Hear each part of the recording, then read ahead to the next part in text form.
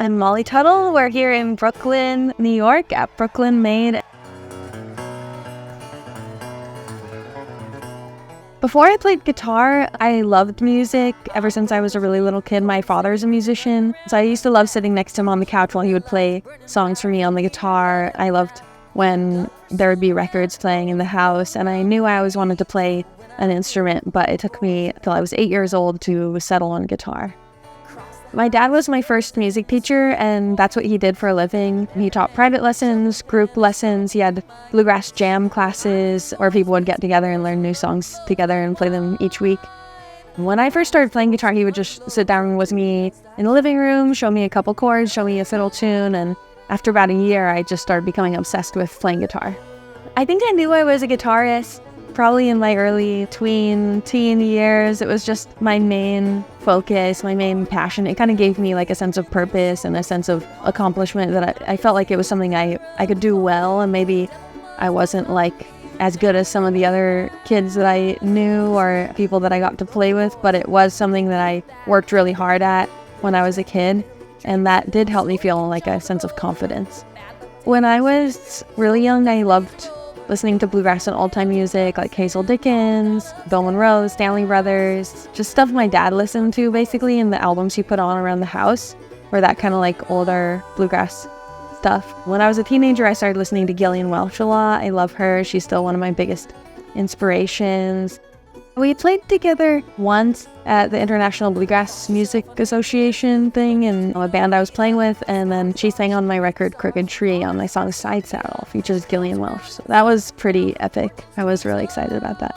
I also listened to like some indie rock music, some punk rock music. So it was a whole mishmash of things, but I think like around that age, 12 or 13, when you kind of start to become more of your own person, is when I started to explore other styles of music that wasn't just like what my dad listened to at home. Listening to a bunch of different styles of music has really helped my playing because I feel like it taught me to think about music in a more holistic way.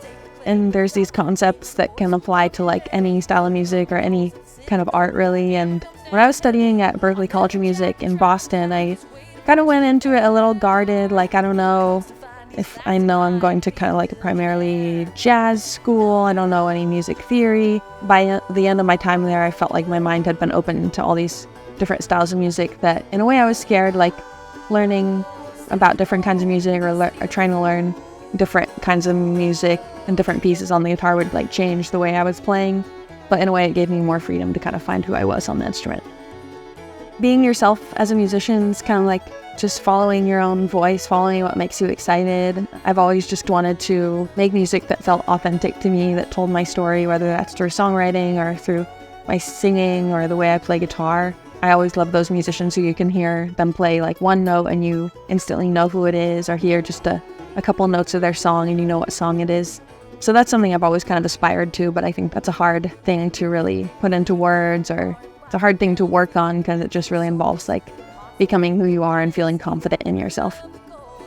Guitar playing and songwriting can go together. Sometimes I am writing a song and I work out a part on guitar that becomes like an important part of the song. They do feel a little different though, like when I'm writing a song, it's so often I get hung up on the lyrics, which is like a little bit of a different part of my brain than playing the guitar. Guitar comes easier to you than writing songs, but it is all connected. I think it's just like a matter of being creative and letting that side of your brain that's more like subconscious take over a little bit and trust that you're gonna find something cool to say with your song or something interesting on the instrument as well.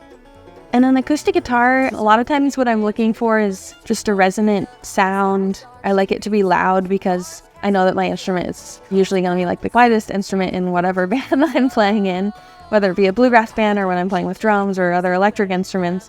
The acoustic guitar is pretty quiet usually. So especially with a dreadnought, I like it to have a lot of resonance, be able to project. I'm usually playing the low strings up to the high strings and making sure it's all even and that everything kind of rings out the same way. For me, a good acoustic guitar string really lets the instrument speak. It doesn't color the sound of the instrument too much, not too bright, not too dark.